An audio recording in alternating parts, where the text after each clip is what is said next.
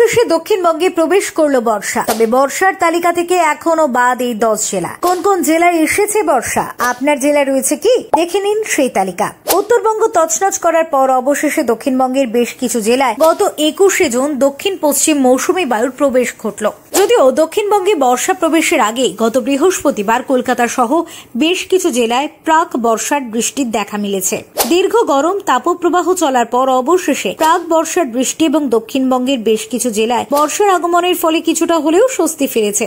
আর আগের মতো তীব্র গরম নেই, তবে অস্বস্তি যে একেবারে উধাও তা কিন্তু নয়। হাওয়া অফিস সূত্রে জানা গিয়েছে, চলতি সপ্তাহের শুক্রবার উত্তরবঙ্গের উত্তর ও দক্ষিণ দিনাজপুর, মালদা হয়ে দক্ষিণবঙ্গের কিছু কিছু জেলায় বর্ষা পদার্পণ করেছে। শুক্রবার যে সকল জেলায় পাকাপাকিভাবে বর্ষা প্রবেশ করেছে সেই সকল জেলাগুলি হল মুর্শিদাবাদ, নদিয়া, উত্তর ও দক্ষিণ 24 পরগনা, কলকাতা। এই সকল জেলা জুড়ে বর্ষা প্রবেশের পাশাপাশি আংশিকভাবে কিছু কিছু জেলায় বর্ষার আগমন হয়ে গিয়েছে। অন্যদিকে আংশিকভাবে বর্ষা ঢুকেছে বীরভূমের মুর্শিদাবাদ ঘেঁষা অংশে, পূর্ব বর্ধমানের নদিয়া ঘেঁষা অংশে, হুগলির নদিয়া, উত্তর 24 পরগনা ঘেঁষা অংশে এবং হাওড়ার কলকাতা এবং উত্তর 24 পরগনা ঘেঁষা অংশে। তবে এই সকল জেলায় বর্ষার আগমন হয়ে গেলেও এখনো পর্যন্ত 10 জেলায় পুরোদমে বর্ষা প্রবেশ করেনি। সেই জেলাগুলি হল বীরভূম, পশ্চিম বর্ধমান, পূর্ব বর্ধমান, বাঁকুড়া, পুরুলিয়া, ঝাড়গ্রাম, হাওড়া, হুগলি, পূর্ব ও পশ্চিম মেদিনীপুর। তবে এই সকল জেলায় রবিবারের মধ্যেই পুরোদমে বর্ষার দক্ষিণ পশ্চিম মৌসুমী বায়ু ছড়িয়ে যাবে বলে আশা করা হচ্ছে। যদিও ইতিমধ্যেই বেশ কিছু জেলায় ঝিপে বৃষ্টি নেমেছে, কিছু কিছু এলাকায় আবার বানভাসী অবস্থাও দেখা দিয়েছে।